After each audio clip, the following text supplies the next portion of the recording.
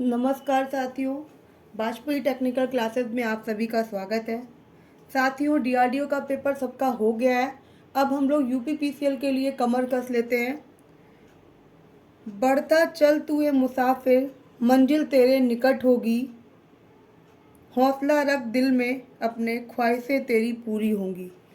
जिस जिसकी ख्वाहिश यूपीपीसीएल में आने की है, इस जॉब को पाने की है, तो वो लोग अपनी कमर कस लें।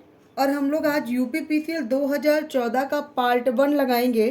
2014 में जो पेपर होता था तो वो ऑनलाइन नहीं होता था, ऑफलाइन होता था। वो पेपर मैंने भी दिया है। मैं वैसे आज डायरेक्ट पेपर को लेके उतरना चाहती थी, लेकिन पेपर में बहुत सारा खिचड़ी पक चुका है और बहुत पेपर जर्जर हो गया है, इसलिए मैंने फिर उसके क्वेश्चन कलेक्ट करके अब मैं क्वेश्चन करा रही हूँ। साथियों, ये टेस्ट सीरीज टाइप के क्वेश्चन रहेंगे। इसमें मैंने ऑप्शन भी लिखे हुए हैं और क्वेश्चन प्लस चारों ऑप्शन, फिर मैंने इसमें डिस्क्रिप्शन किया हुआ है। तो इसमें आपको बहुत सारी हेल्प मिलेगी। और साथियों, कोई भी बुक पढ़ने की अब ज़रूरत नहीं है, क्योंकि टाइम बहुत कम है। फरवरी के फर्स्ट वीक में और सेकंड वीक में होने की पूरी पूरी संभावना है। आज भी हमें एक्शन साहब से पता चला कि वो फरवरी में एग्ज़ाम होना है, तो हम लोग पूरी तरीके से लग जाते हैं। और इसका जो आंसर सीट होगा, वो आप लोग को जो आंसर भी होंगे, आप लोग मेरे संग आंसर देते चलिएगा। मुझे देखना है कितने लोग तैयारी कर चुके हैं, क्योंकि इसमें से बहुत सारे क्वेश्चन ऐसे हैं जो हम अभी डीआरडीओ का पेपर कर रहे थे, तो उस डीआरडीओ के पेपर में हम वन लाइनर बना चुके हैं उनको, जो केवल लर्न करने वाले क्वेश्चन होते हैं। तो साथियों, अपनी अपनी कॉपियाँ निकाल लो और एक नंबर का कौन सा आंसर है, ऑप्शन ए है या बी है या सी है, इस तरीके से करना फटाफट स्टार्ट कर दो। मैं टाइम दे रही हूँ आप लोगों को। आप लोग अपनी अपनी एक एक कॉपी निकालो और उसमें लिखो यूपीपीसीएल 2014 पार्ट 1 और आज की डेट डालो। और डेट डालने के बाद आप लोग इसको मेरे संग सॉल्व करो। ठीक है, मैंने इसमें आंसर नहीं बताए हैं। आंसर आप लोग मुझे देते जाओगे, मैं देखूँ और आप लोग अपने आप को चेक करो कि आप लोग कहाँ पर हो। ठीक है, और ये पार्ट 1 पार्ट 2 इसकी मैं प्लेलिस्ट बना दूंगी, और इसकी जो आंसर सीट होगी वो आप मेरा टेलीग्राम चैनल जो है वो डिस्क्रिप्शन में आपको उसका लिंक मिल जाएगा। बाय द वे, लिंक अगर ओपन नहीं होता है तो आप वाजपेयी टेक्निकल क्लासेस करके डालेंगे और वहाँ पर आप उसमें ऐड हो जाएंगे। मैंने देखिए यार, एक वैकेंसी आई है लाइनमैन और इलेक्ट्रीशियन की, मैंने वो भी उसमें डाल दी है नोटिफिकेशन। और एचएल में अप्रेंटिस आया है, जो भी अप्रेंटिस करना चाहते हैं तो वहाँ पर अप्रेंटिस का भी लिंक है। और एक आप लोग के लिए बहुत गुड न्यूज़ है कि बिहार में वैकेंसी आने की संभावना है पूरी पूरी, और 2050 लगभग वैकेंसी आने वाली है बिहार में। तो आप मेरे बहुत सारे साथी और मेरे एक दो स्टूडेंट तो थे जो बिहार में सिलेक्टेड हो गए थे। उसके बाद उन्होंने, तो शायद वो मेरा वीडियो देख रहे हैं, इस टाइम वो मेरठ में पोस्टेड हैं, मैं उनका नाम नहीं लूँगी यहाँ पर। और वो हमारे यहाँ पास ही पढ़ते थे, और उन्होंने क्या हुआ कि वो बिहार में हो गए थे, बिहार छोड़ के फिर उन्होंने यूपीपीसीएल ज्वाइन किया, क्योंकि वो यूपी के थे इसलिए। तो आप लोग भी बिहार में डाल सकते हैं, तो कमर कस के लग जाइए। चलिए हम लोग रेडी हो जाते हैं। पहला क्वेश्चन है, फ्लेमिंग का लेफ्ट हैंड रूल क्या देता है। फ्लेमिंग का जो दाएं हाथ का नियम है, सॉरी बाएं हाथ का नियम है, क्या देता है। ऑप्शन में दे रखा है, ऑप्शन देखिएगा, ये ओरिजिनल पेपर है बिल्कुल। ऑप्शन में है चालक की गति की दिशा, चालक में जनरेटर की दिशा, जनरेटर ईएमएफ की दिशा, उत्पन्न चुंबकीय फ्लक्स की दिशा, इनमें से कोई नहीं। फटाफट अपनी कॉपी में पहले का आंसर दीजिए, मैं आंसर नहीं बताऊंगी। आंसर मैं टेलीग्राम पे नहीं दूंगी, आंसर सीट पहले आप लोग मेरे को आंसर दीजिए, उसके बाद मैं आंसर बताऊंगी। अब मैं आपको समझा देती हूँ। जो फ्लेमिंग ने दो नियम दिए थे, फ्लेमिंग जो वैज्ञानिक थे, इन्होंने दो नियम दिए हुए थे। एक दिया था राइट हैंड रूल, एक दिया था लेफ्ट हैंड रूल। इनका था कि ऐसे रखना था, दिख रही है ये उंगलियां मेरी कैसे, अंगूठा ऐसे, पहली फिंगर ऐसे, मिडिल फिंगर ऐसे, ऐसे रखने पे क्या क्या बताता है। तो थंब क्या, अंगूठा जो होता है, ये अंगूठा ये मोशन की दिशा, गति की दिशा, घुमाव की दिशा बताता है, कंडक्टर के घुमाव की दिशा। और ये उंगली जो फोर फिंगर है, पहली उंगली है, ये फ्लक्स की दिशा बताती है। और मिडिल फिंगर जो होता है वो क्या बताता है, ईएमएफ की ध्रुवता या प्रवाह की दिशा, धारा प्रवाह की दिशा। मैंने दोनों भैया यहाँ पे लिख रखा हुआ है, मैंने दोनों इसीलिए लिख दिया है। इसमें पूछा गया लेफ्ट हैंड के बारे में, राइट हैंड क्या करता है, ये जनरेटर के काम आता है। फ्लेमिंग ने दो नियम दिए, right hand rule, left hand rule. ये जनरेटर के काम आता है और लेफ्ट हैंड रूल जो होता है मोटर के काम आता है। इसमें जो अंगूठा है वो मोशन की दिशा बताता है कि घुमाव की दिशा, पहली उंगली फ्लक्स की दिशा बताती है और मिडिल फिंगर क्या बताती है, ये धारा के प्रवाह की दिशा या ईएमएफ की ध्रुवता। मोटर, इसमें अंगूठा गति की दिशा बताता है, किस गति से चल रही है, फ्लक्स या फील्ड के बताता है और करंट या ईएमएफ की दिशा। अब ऑप्शन आपको बताने हैं इसमें से, इसको पढ़ के कि ऑप्शन कौन सा सही है। मैं ऑप्शन आपको कौन सा सही है इसमें है, फ्लेमिंग के बाएं हाथ का नियम चालक की गति बताता है, तो चालक की गति ऑप्शन ए सही है। किस किस का सही है ऑप्शन ए, जल्दी जल्दी बताते जाइए आप लोग, अपने आप को चेक करिए, आंसर मैं देती जाऊंगी। कॉपी निकाल लीजिए और एक कॉपी बना लीजिए, उसमें ये मिल जाएगा और बाकी मैं पीडीएफ डालूंगी उसमें, ठीक है। लेकिन ये कॉपी भैया बना लो, बहुत ज़रूरी है अब। और इससे पहले कुछ क्वेश्चन, इसमें आपको 150 क्वेश्चन आते हैं यूपीपीसीएल में टेक्निकल के, लेकिन आपको क्वेश्चन कम मिलेंगे। इसलिए कम मिलेंगे क्योंकि जब हम लोग डीआरडीओ का पेपर सॉल्व कर रहे थे या डीआरडीओ के लिए जब हम सेट बना रहे थे तो बहुत क्वेश्चन उधर आ चुके हैं, क्योंकि बहुत रिपीटेबल थे, तो मैंने रिपीट वाले क्वेश्चन उधर कर दिए बहुत सारे, तो वो मैं हाईलाइट करती गई, है ना। तो इसलिए आप लोग, मेरा डीआरडीओ का प्लेलिस्ट बनी हुई है, 1 से लेकर 10 तक के वीडियो देख डालिएगा पूरे, बहुत ज़्यादा वीडियो नहीं है, 31 वीडियो हो रहे हैं, वो भी 1-1 मिनट के वीडियो मिलाकर हो रहे हैं, तो बहुत टाइम आपका नहीं जाने वाला है, ठीक। अब देखिए क्वेश्चन है, स्क्वेरल केज मोटर चलते समय शोर कर रही है और जिस पात्र में ग्रीस है वो बहुत गर्म है, तो इसका क्या कारण है, बताइए। अगर एक स्क्वेरल केज मोटर है, स्क्वेरल केज मोटर जो होती है वो सिंगल फेज मोटर है, क्योंकि सिंगल फेज मोटर का रोटर कैसा होता है, स्क्वेरल केज होता है, और उसकी जो ग्रीस पाथ है वो बहुत गर्म है, तो इसका मतलब क्या हो गया, वहाँ पे शॉर्ट सर्किट स्टेटर है, उसके बाद खुल ऑप्शन दे रखा है, शॉर्ट सर्किट है, वाइंडिंग शॉर्ट हो गई है, खुले रोटर की वाइंडिंग है, रोटर की वाइंडिंग खुल गई है, या रोटर स्टेटर पर रगड़ खा रहा है, या दोषपूर्ण बियरिंग है। तो भैया इसमें ऑप्शन जल्दी से लगाइए, फिर मैं बताना स्टार्ट कर रही हूँ। इसमें क्या होगा कि खुला रोटर की, या तो रोटर की वाइंडिंग खुल गई है या रोटर स्टेटर पर रगड़ गया। अगर रगड़ेगा तो घर्षण होगा, घर्षण किसी चीज़ में होता है तो वो गर्म हो जाता है, ठीक है। दोषपूर्ण बीयरिंग नहीं हो, दोषपूर्ण बीयरिंग है, तो ये बी और सी, बहुत, अगर बी और सी कंडीशंस होगी तो आवाज़ करेगी दोषपूर्ण बीयरिंग। इसका आंसर क्या है, दोषपूर्ण बीयरिंग। फिर से हम बोल दें क्योंकि डबल बोल दिया, एक स्क्वेरल केज मोटर को चलते समय शोर कर रही है और जिस पर ग्रीस है वो बहुत गर्म है, इसका कारण क्या है, इसका कारण है दोषपूर्ण बियरिंग। जो बियरिंग है वो उसमें रगड़ रही है और रगड़ने की वजह से ही मोटर बहुत गर्म हो गई है। अगर पूछता बहुत आवाज़ कर रही है, तब होता खुली वाइंडिंग, खुली रोटर वाइंडिंग और रोटर वाइंडिंग पर रगड़, बी व सी होते, ठीक है। आगे बढ़ूं, फटाफट चैनल को लाइक और सब्सक्राइब कर दीजिए, फटाफट शेयर कर दीजिए, आप लोग शेयर कर दीजिए और बिल्कुल जुड़े रहिए। जब तक यूपीपीसीएल का एग्जाम नहीं हो जाता तब तक हम रोज पार्ट 1 कर वीडियो डालते जाएंगे। एक पेपर खत्म होगा, उसके बाद आंसर शीट आपको मिलेगी, आप इसके संग प्रैक्टिस करिए।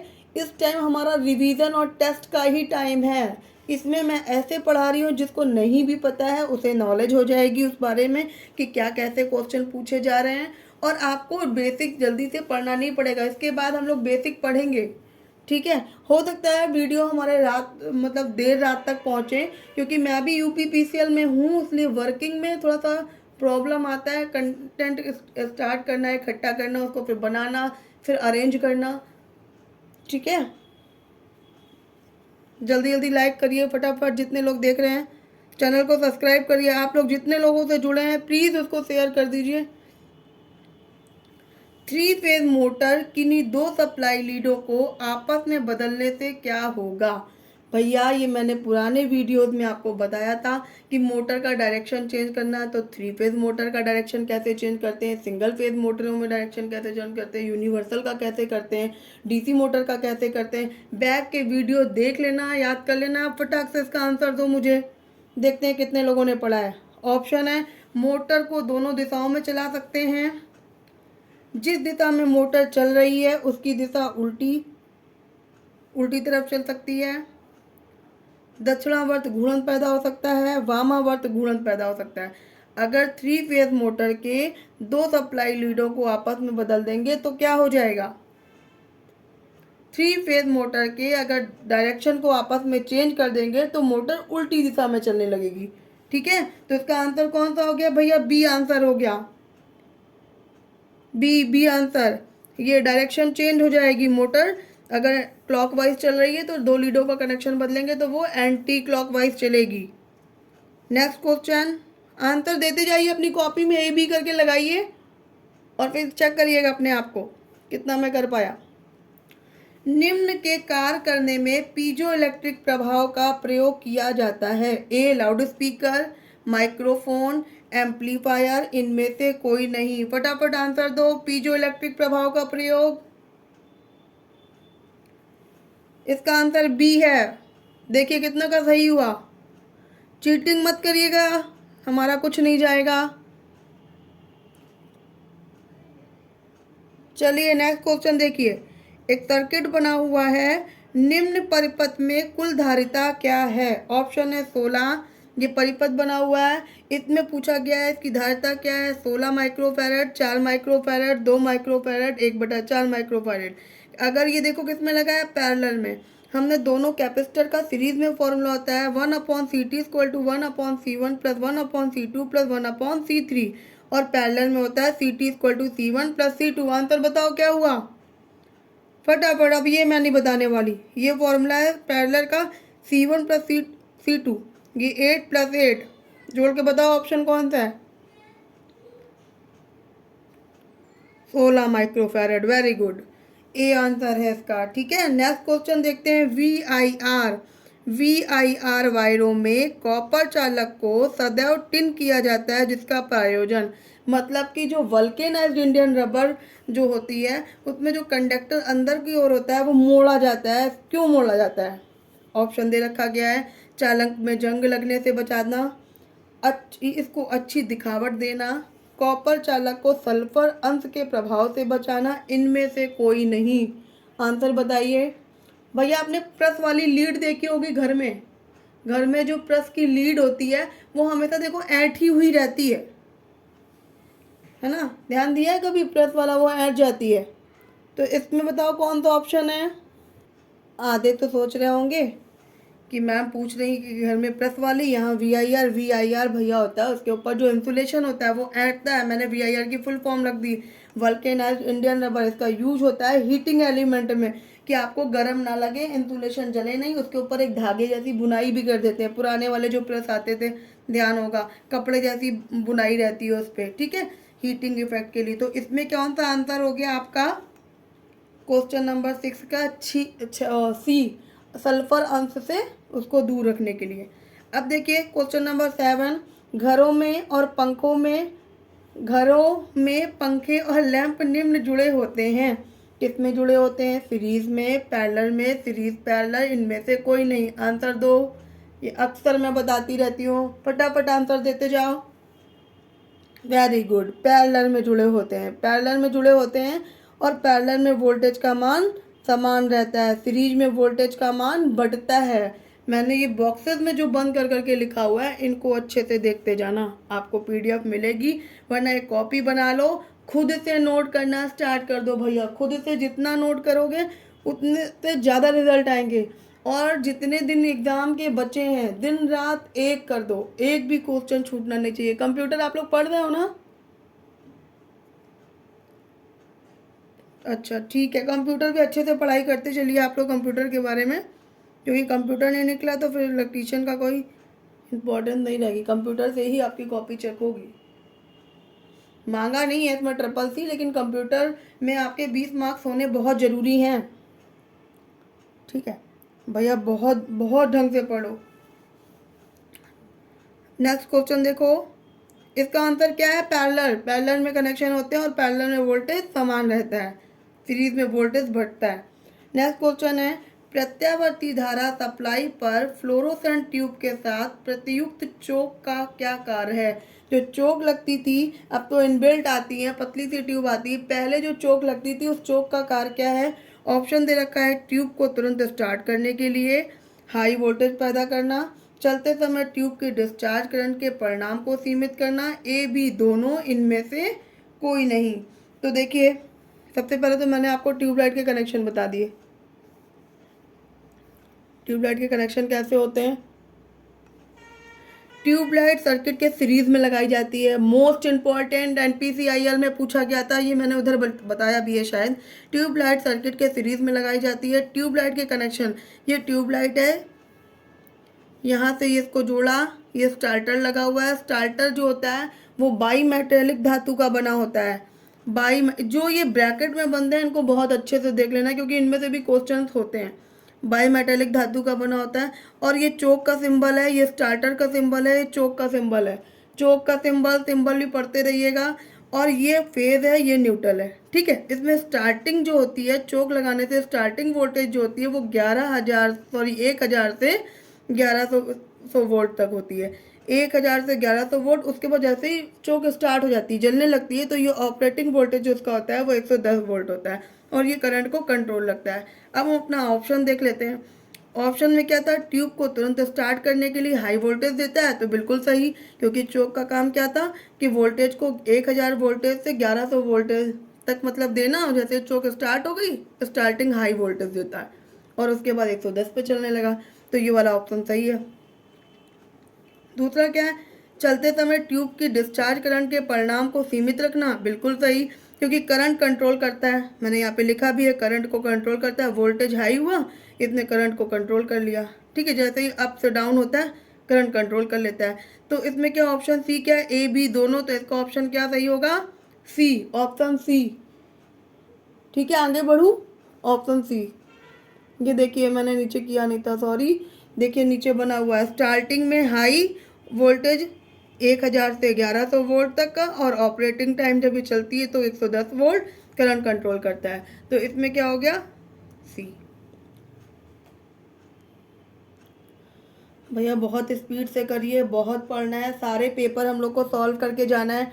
मेरे पास यूपीपीसीएल 2014, 2015, उसके बाद 2015 में यूपीआरवीएनएल हुआ, उसके पेपर ABC शिफ्ट में है। ये सारे पेपर हम लोग लगाएंगे, समझ लीजिए। अगर आपने ये कर लिया तो बिहार की वैकेंसी आपसे छूटने वाली नहीं है। यूपीपीसीएल तो छूटेगा ही नहीं। जितना यूपीआरवीएनएल का हाई आता है उससे इसका बहुत लेवल, लैंग्वेज बहुत इजी रहती है। यूपीआरवीएनएल में क्या होता है, लड़के पढ़े तो होते हैं लेकिन उसकी लैंग्वेज थोड़ी सी टफ कर देते हैं, तो उनको समझने में थोड़ा दिक्कत होता है। इसीलिए मैं इस बार ऑप्शन के साथ आई हूँ कि क्वेश्चन प्लस ऑप्शन आप लोग देखेंगे तो आपको काफ़ी हेल्प मिलेगी। कहीं और भटकने की बिल्कुल ज़रूरत नहीं है साथियों, बिल्कुल भी, ठीक है। साथियों नोटबुक बना लीजिए और नोटबुक के साथ में ही चलिए, फटाफट ऑप्शन में और प्लस ऑप्शन करते चलिए, तो आपको बहुत सही लगेगा, ठीक है। बार बार इसको देखेंगे वीडियोस को, और पुराने वीडियो देख डालिए सारे एक एक करके, और चैनल को प्लीज़ शेयर कर दो, जितना भी हो जाए उतना शेयर कर दो सारे ग्रुप्स में। देखिए क्या है, 2 वे सिंगल पोल स्विच निम्न के कनेक्शन का नियंत्रण करता है। मतलब किस कनेक्शन का नियंत्रण करता है? एक वायर को एक स्थिति में, 2 वे वाला, एक वायर को 2 स्थिति में, 2 वायर को 2 स्थिति में, 2 वायर को 4 स्थिति में। तो भैया जो 2 वे स्विच होता है वो क्या करता है? 2 वे स्विच को हम SPDT भी बोलते हैं, single pole double throw switch, और ये एक वायर को 2 स्थिति में करता है, ठीक है। एक वायर को 2 स्थिति में करता है, और हमेशा ये सीढ़ी की वायरिंग, सीढ़ी जीने की जो वायरिंग होती है वहाँ पे प्रयोग होता है कि नीचे से बल्ब ऑन किया, ऊपर छत पे सोने गए और ऊपर से वहीं से बंद कर दिया, ठीक है। फिर नीचे आके बंद करने वाला चक्कर नहीं होता है कि नीचे कब कौन जाए या बल्ब जल रहा है रात भर, तो ये हमेशा सीढ़ियों की वायरिंग में यूज होता है। तो ये क्या है, और ये देखो एक वायर एक स्थिति में, SPST single pole single throw, इसका सिंबल ऐसे होता है, सिंगल पोल सिंगल थ्रो, इसका सिंबल आपको दिख रहा है ना, ये single pole single throw. SPDT का single pole double throw, full form देख लेना, यहाँ पर यूनिट और फुल फॉर्म 3-4 आपको फुल फॉर्म मिलेंगी, 2-4-5 आपको यूनिटें मिलेंगी, ठीक है, यूनिट जरूर आती हैं। उसके बाद देखिए कार्यशाला व्यवस्था में के लिए इसमें कौन सा ऑप्शन सही हुआ? 2 वे, 2 वायर सॉरी, एक वायर दो स्थिति में, इसका ऑप्शन बी वाला सही है ऊपर वाले का, ठीक है, SPDT वाला जो 2 वे सिंगल पोल स्विच में। फटाफट लगाओ, क्वेश्चन बहुत ज़्यादा हैं, 150 क्वेश्चन है। आज मैं 25-26 क्वेश्चन तक आपको कराऊंगी, उसके बाद फिर सेकंड वीडियो। और मेरे वीडियो लेट नाइट ही मिलेंगे, हो सकता है अर्ली मॉर्निंग मिल जाए, क्योंकि जॉब के संग मतलब आप समझो ना कितना प्रॉब्लम होता है। बस कुछ हमारे बहुत अच्छे स्टूडेंट हैं, बहुत दूर हमसे चले गए हैं मुंबई वगैरह में, उनकी वजह से मैंने सब कुछ स्टार्ट किया है। पूरी कोशिश है मैं उन्हें दोबारा अपने यूपी बुला लूँगी। किसी को कोई भी प्रॉब्लम है, आगे से कोई भी फॉर्म भरना है, किसी भी तरीके की कोई दिक्कत है, तो प्लीज़ कांटेक्ट करिएगा मुझसे, मैं आपकी पूरी हेल्प करूँगी। एजुकेशन पढ़ाई के मामले में किसी को कैसी भी हेल्प चाहिए हो, ऑफलाइन बैच चलता है, मार्च से ऑफलाइन बैच पूरी तरीके से प्रॉपर चलने लगेगा, तो आप लोग आ सकते हैं 8 से 10।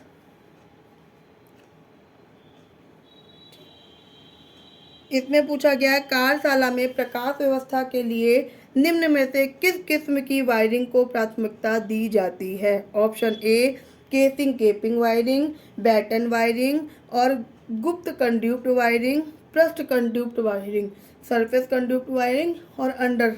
ठीक है, तो मैंने इसमें आपको आंसर बताना है। देखो मैंने सारी वायरिंग का पुराने वीडियोस में बताया है, जितने भी पढ़ रखा है फटाफट आंसर दो, जल्दी जल्दी आंसर दीजिए। ये सब रट जाने चाहिए भाई, एक एक क्वेश्चन आप लोग को रट जाना चाहिए, वाकई में सीरियस हो तो। जितना लेट नौकरी पाओगे उतना ही दिक्कत है, ये सोच लेना। बहुत सारे इंक्रीमेंट जा रहे हैं, बहुत सारी चीज़ें जा रही हैं, फटाफट करो। इसमें 10वें का आंसर डी है, डी तक, सॉरी डी है इसका आंसर। कार्यशाला में जो वर्कशॉप होती हैं वहाँ पर पृष्ठ कंड्यूक्ट वायरिंग होती है। नीचे देखो मैंने फिर डिस्क्राइब किया है, नमी वाले स्थानों में बैटन वायरिंग पर CTS या PVC वायरिंग होती है, लोहार खानों में कंड्यूक्ट वायरिंग होती है, और कोल्ड स्टोरेज में CTS या PVC का full form polyvinyl chloride, CTS का कैप टायर शीट टाइप की जो वायरिंग होती है वो होती है। नेक्स्ट क्वेश्चन देखो, फिर यूनिट आ गई। धारिता की इकाई है option A volt, option B ampere, option C ohm, इनमें से कोई नहीं। तो भैया वोल्ट किसकी किसकी है, EMF और PD की, एम्पियर करंट की है, ओम किसकी है, प्रतिरोध, प्रतिबाधा, प्रतिघात, रजिस्टेंस, इम्पीडेंस और रिएक्टेंस की है, ओम यूनिट है। इनमें से कोई नहीं, मतलब हमको इनमें से कोई नहीं, यहाँ पे तो कहीं पे आपको धारिता लिखा मिला नहीं, तो इनमें से धारिता की क्या होती है, फैरेड। फटाफट फैरेड। निम्न में से किस बल्ब का प्रतिरोध सबसे कम होगा।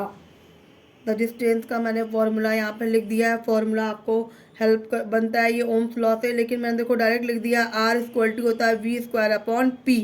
यहाँ पर आप मान रखते जाओगे, V² का मान, V² मतलब 220 × 220 बटे 60 वाट। सॉल्व करोगे, चारों ऑप्शन को सॉल्व करो फटाफट, और सॉल्व करने के बाद देखोगे किसका रजिस्टेंस कम आता है, वो आंसर होगा। ये आप खुद करके देखो, मैं बहुत बार कॉपी पेन से मैं करवा चुकी हूँ बार बार, ठीक है। इसका मैंने फॉर्मूला लिखा, फॉर्मूले में आप इसको रखोगे, जिसका रजिस्टेंस सबसे कम, एक बार ये वाला रखो, ये रखो, ये रखो, ये रखो, जिसको देखो उसको। मैं आंसर बता दे रही हूँ कौन सा आंसर आने वाला है इसमें।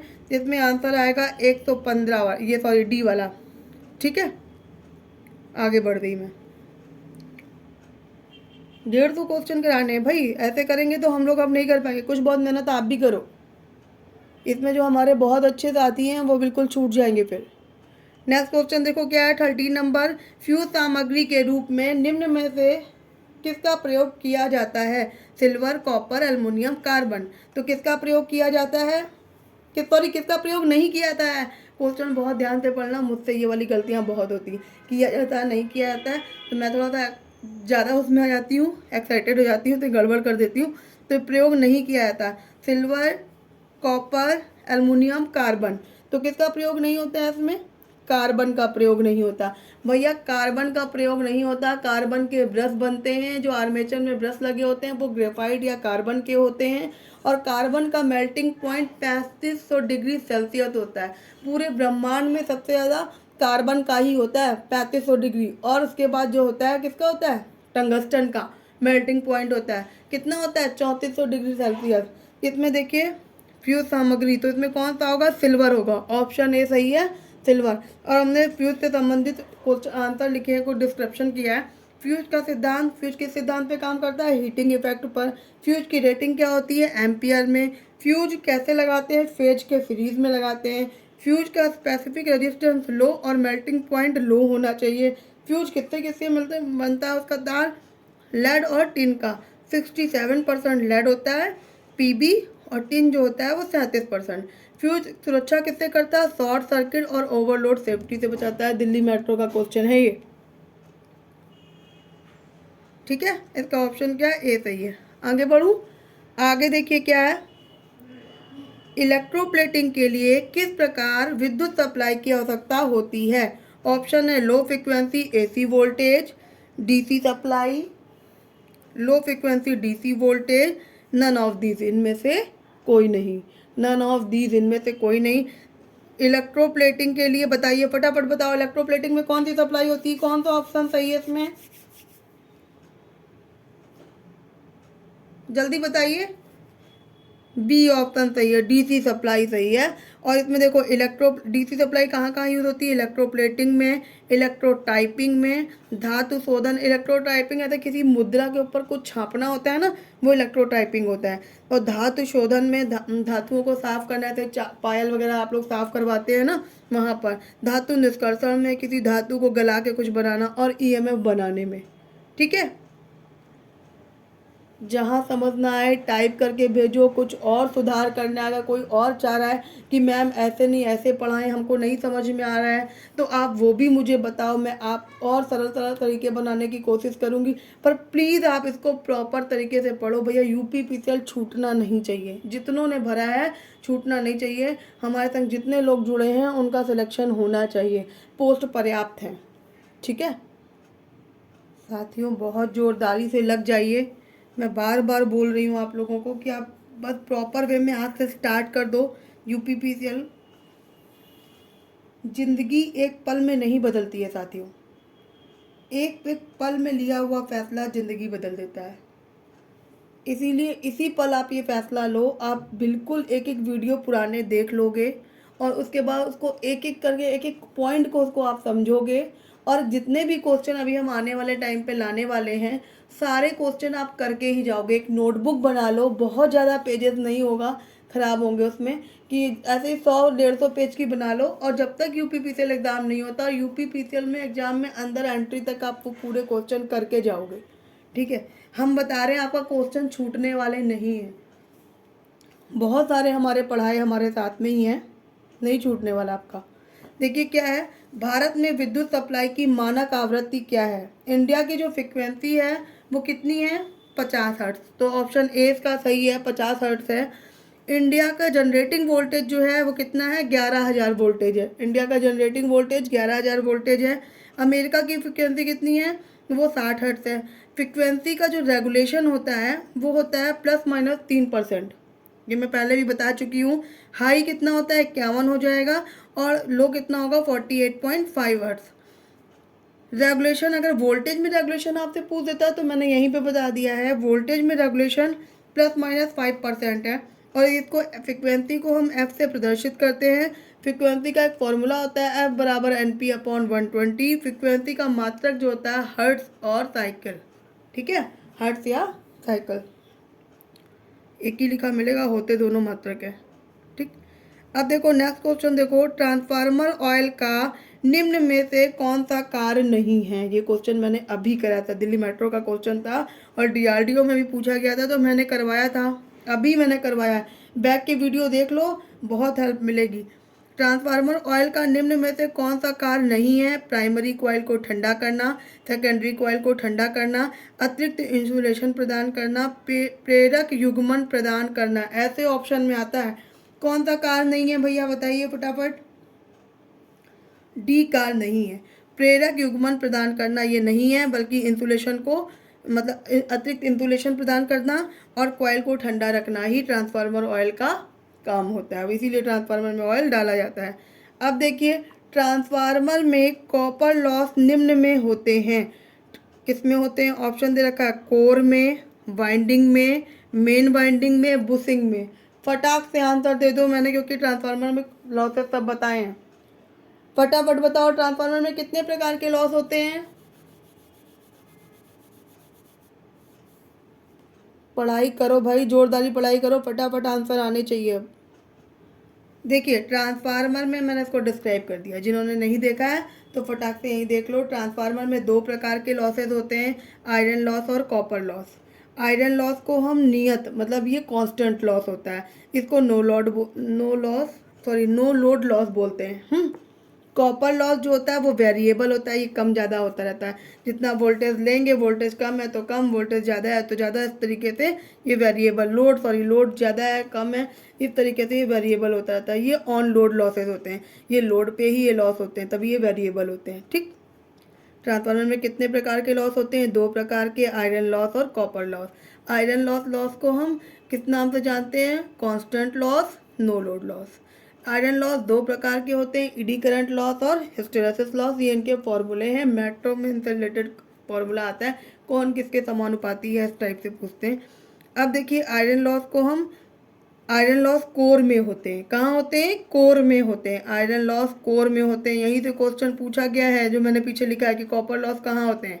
तो आयरन लॉस ओपन सर्किट से हम इसको चेक करते हैं। कॉपर लॉस जो होते हैं वो वाइंडिंग में होते हैं। आयरन, ध्यान दीजिएगा, आयरन लॉस कहाँ होता है? कोर में। कॉपर लॉस वाइंडिंग में। इनको हम शॉर्ट सर्किट से चेक करते हैं। कॉपर लॉस का फॉर्मूला होता है I²R। आयरन लॉस में दो प्रकार होते हैं। ठीक है भैया, ये जो बॉक्सेस बना रहे हैं इनको बहुत ध्यान से पढ़ लेना।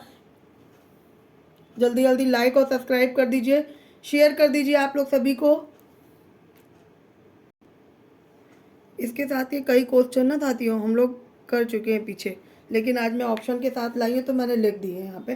ट्रांसफार्मर में प्राइमरी और सेकेंडरी के बीच इंसुलेशन रेजिस्टेंस कितना होता है? कितना होता है? देखो ये क्वेश्चन DRDO में था।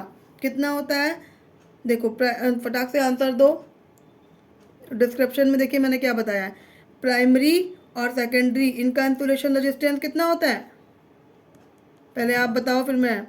प्राइमरी और सेकेंडरी के बीच का जो इंसुलेशन रेजिस्टेंस होता है नॉर्मल ट्रांसफार्मर में, वो होता है इनफाइनाइट, अनंत। फटाफट लिख लेना, क्या होता है? अनंत होता है, इनफाइनाइट। यहाँ पर जो होता है वो होता है अनंत। और अगर यही पूछ दे आपसे ऑटो ट्रांसफार्मर में प्राइमरी और सेकेंडरी वाइंडिंग है, इनके बीच का इंसुलेशन रेजिस्टेंस कितना होता है, तो कितना होता है साथियों? 0। तो यहाँ पर कितने पूछा गया? नॉर्मल में, कि ट्रांसफार्मर में प्राइमरी और सेकेंडरी के बीच का इंसुलेशन रेजिस्टेंस कितना होता है। तो ऑप्शन क्या है? D सही है। ठीक है, आगे बढ़े साथियों। ये क्वेश्चन बहुत बार पूछा गया, लेकिन मैंने आपको उधर नहीं बताया क्योंकि ये DRDO में नहीं पूछा गया था, और पेपरों में ये मुझे मिल रहा था बार बार, लेकिन मैंने वहाँ पे नहीं डिस्क्राइब किया। इसमें क्वेश्चन क्या है? समानांतर प्रचलन के लिए 3 फेज ट्रांसफार्मर में संबंध। अब पहले हम इसकी शर्तें समझ लेते हैं। अगर दो ट्रांसफार्मर हैं, एक ट्रांसफार्मर चल रहा है और दूसरे को उसके पैरेलल में लगाना है, तो क्या क्या शर्तें होनी चाहिए? वोल्टेज सेम होना चाहिए, मतलब कि अगर एक 200 वोल्टेज का लगा है, कितने KVA का लगा है? 11 KVA का, तो दूसरा वाला भी 11 KVA का होना चाहिए। फेज सीक्वेंस सेम होना चाहिए, मतलब रेड येलो ब्लू, तीनों फेज उसके हैं तो उसके वाले के भी रेड येलो ब्लू ऐसे होना चाहिए। ठीक। पोलरिटी सेम होनी चाहिए, मतलब अगर जहाँ फेज लग रहा है या जो पोलरिटी उसकी है वो एकदम सेम होनी चाहिए। पर फेज इम्पीडेंस, जो उनका इम्पीडेंस होता है, प्रतिघात होता है, वो भी सेम होना चाहिए। अगर इसका प्रति फेज जितना भी है 5 है तो उस वाले का 5 होना चाहिए। कनेक्शन सेम होने चाहिए, इंटरनल जो कनेक्शन है वो सेम होने चाहिए। वही कनेक्शन के बारे में यहाँ बताया गया, मतलब कि एक पहला वाला डेल्टा स्टार है तो डेल्टा स्टार ये वाला भी होना चाहिए। पहला ही ऑप्शन हम लोग को मिल गया, सही है। अगर ये वाला डेल्टा डेल्टा है तो डेल्टा स्टार है, इसका मतलब ये गलत है, क्योंकि स्टार स्टार है फिर ये डेल्टा स्टार है, ये भी गलत हो गया। डेल्टा स्टार है से स्टार डेल्टा, ये भी उल्टा हो जाएगा, मतलब कि डेल्टा डेल्टा से कनेक्ट होगा, स्टार स्टार से। तो इसका आंसर क्या सही हो गया? A। समझ में आया? इसको बहुत अच्छे से पढ़ लेना, क्योंकि अल्टरनेटर और ट्रांसफार्मर में दोनों को पैरेलल लगाने में के लिए ये क्वेश्चन बहुत आते हैं। मैंने ऑप्शन दिखा दिए, अभी इसके 2 क्वेश्चन इसी पेपर में आए हुए हैं, वो हम लोग आगे जब सॉल्व करेंगे ऑप्शन देखोगे तो आपको आसानी मिलेगी। यहाँ पे मैंने इसको डिस्क्राइब कर दिया। आगे बढ़े भैया। अब देखो क्वेश्चन नंबर 20, ट्रांसफार्मर का कौन सा भाग बाहर दिखाई देता है? फटाक से पहले आप लोग आंसर दो। मैंने अभी आपको दिखाया भी था डायग्राम। कौन सा देता है, इसलिए मैंने इसमें ऑप्शन दिए ही नहीं है। कौन सा भाग बाहर दिखाई देता है? आंसर लिख लेना, बुशिंग। ये मैंने ऑफलाइन वाले बैच में फ़ोटो खींच के भी भेजी थी। ठीक है, नेक्स्ट देखो क्या है, घरेलू फ्रिज में प्रयोग की जाने वाली मोटर कौन सी है? तो घरेलू फ्रिज में कौन सी मोटर प्रयोग होती है? पहली बात तो अगर ऑप्शन में मिले आपको सिंगल फेज तो आप सिंगल फेज लगाओगे। अब सिंगल फेज में कौन सी मोटर है? तो capacitor start, capacitor start, capacitor run motor, capacitor run motor. अगर आपको सिंगल फेज मोटर मिलता है ऑप्शन में तो आप ये लगाओगे, capacitor start, capacitor run motor. या अगर मोटर ही मिल जाती है तो सिंगल फेज में कौन सी मोटर है? Capacitor start, capacitor run. फिर नीचे देखिए क्वेश्चन क्या है 22, वाणिज्य तौर पर सिंगल फेज मोटर निम्न एचपी की बनाई जाती है। कितने एचपी की होती है? अगर कॉमर्शियल मोटरें कितने एचपी की होती हैं? भैया सीधे आंसर लिख लो उसका, बी आंसर है, 2 एचपी की होती है।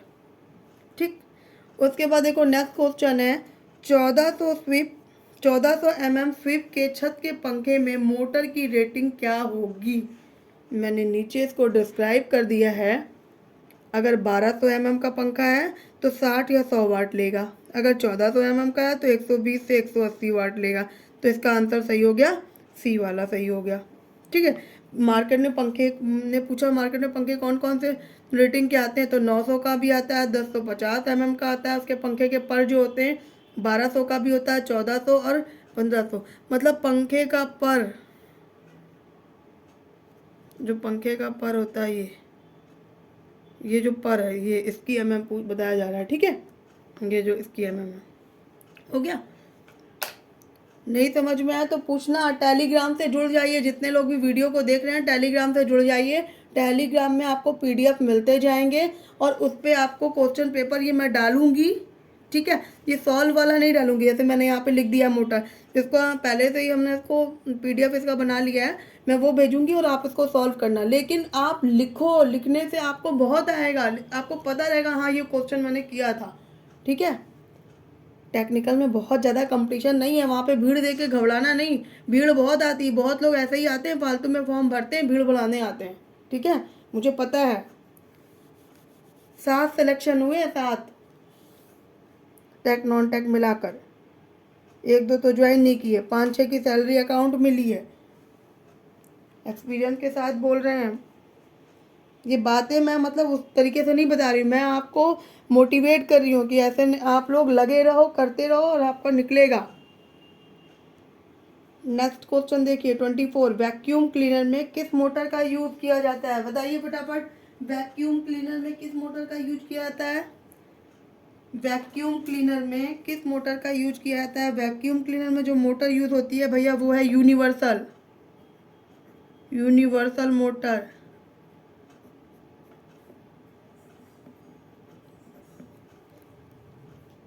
बहुत मेहनत कर रहे हैं हम, मुझे रिजल्ट चाहिए आप लोग का।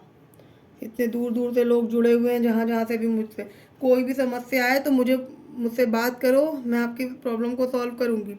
ठीक है, अब देखिए क्या है 25 क्वेश्चन है, स्विच ऑन करने पर छत का पंखा यदि कम चाल से उसी दिशा में घूम रहा है, घूमना शुरू कर दे तब क्या संभावना होती है? पहला ऑप्शन है वाइंडिंग जल गई है, बियरिंग घिस गए हैं, कैपेसिटर खराब हो गया है, इनमें से कोई नहीं। सबको पता है जब कैपेसिटर कमज़ोर पड़ जाता है तो पंखे की स्पीड स्लो हो जाती है, वो लो मोशन में मोशन करता है। तो इसमें आंसर कौन सा हो जाएगा आपका? सी सही हो जाएगा।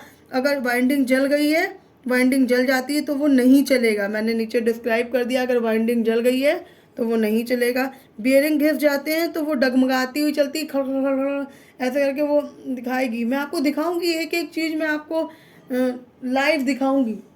लाइव मतलब मैं खुद लाइव नहीं आ पा रही हूँ अभी, लेकिन मैं आपको वैसे लाइव दिखाऊंगी कि मतलब देखो मोटर कैसे, इसमें कहाँ ब्रश लगे हैं, कैसे कनेक्शन है, कैसे क्या है।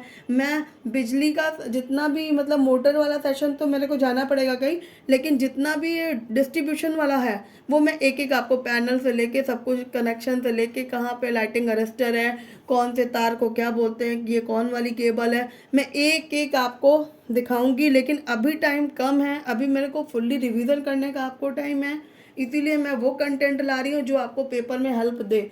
जितने भी लोगों ने डीआरडीओ का एग्ज़ाम दिया सारे बोल रहे हैं मैडम आपके पढ़ाए 10 दिन के उससे बनाए हुए आपके 12 क्वेश्चन मिले, आपके 15 मिले, आपसे 25 क्वेश्चन मिले आपके उससे। तो भैया अगर इतनी कम दिनों में आप पढ़ रहे हो, कितना मेरा वीडियो बहुत बड़ा नहीं होता है, 35 मिनट 40 मिनट के वीडियो में अगर आप लोग देख रहे हो कि इतना ज़्यादा आपको क्वेश्चन मिल रहा है तो बहुत बड़ी बात है। आपके पास तो फिर भी इतना सब कुछ आप लोग के टाइम पे अवेलेबल है, आप लोग नहीं पढ़ रहे हो। हम लोग के टाइम पे तो इतना कुछ होता ही नहीं था। बहुत बड़ी नहीं हूँ वैसे मैं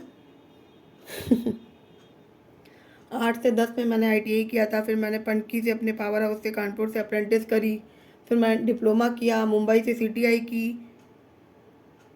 इलेक्ट्रिकल में काफ़ी कुछ किया, एएमआई किया, कंप्लीट नहीं हुआ है मैं। अब देखिए क्या है नेक्स्ट क्वेश्चन, सीढ़ी कक्ष की वायरिंग के मामले में निम्न में से कौन सा स्विच प्रयोग किया जाता है। तो फटाक से आंसर दे दो, ये तो मुझे लिखने की जरूरत नहीं है, मैं बार बार बताती हूँ, अभी बता के आई हूँ पीछे। वेरी गुड, 2 वे स्विच। कौन सा होता है? 2 वे स्विच होता है। कैसे ये कंट्रोल होता है? एक वायर को 2 स्थिति से कंट्रोल करते हैं। ठीक है, तो फटाफट धन्यवाद साथियों, लग जाओ, कॉपी बना लो एक, जितने जितने कॉपी बना ली है वो मेरे को बताना, और टेलीग्राम चैनल से जुड़ जाइए, मैं डिस्क्रिप्शन में लिंक डाल दूंगी, आप लोग उससे जुड़ जाइए। ये मेरा यूपीपीसीएल 2014 का पार्ट 1 वीडियो आपको 26 क्वेश्चन के साथ मिल चुका है, मेरा सेकंड वीडियो भी आपको बहुत जल्दी मिल जाएगा। ऐसे करते करते मैं कोशिश करूंगी इसमें पूरे 150 क्वेश्चन तो नहीं जाएंगे, क्योंकि मैं बहुत सारे क्वेश्चन ऑलरेडी करा चुकी हूँ। एक बार जो भी स्टार्टिंग कर रहा है वो पहले डीआरडीओ वाले देख दे, वो उसमें मेरे 51 लाइनर क्वेश्चन है उनको पूरा कर ले, उनको करने के बाद में इसको करे। ठीक है, तो बहुत हेल्प आपको मिलने वाली है। चलिए साथियों, फिर मिलते हैं। जय हिंद।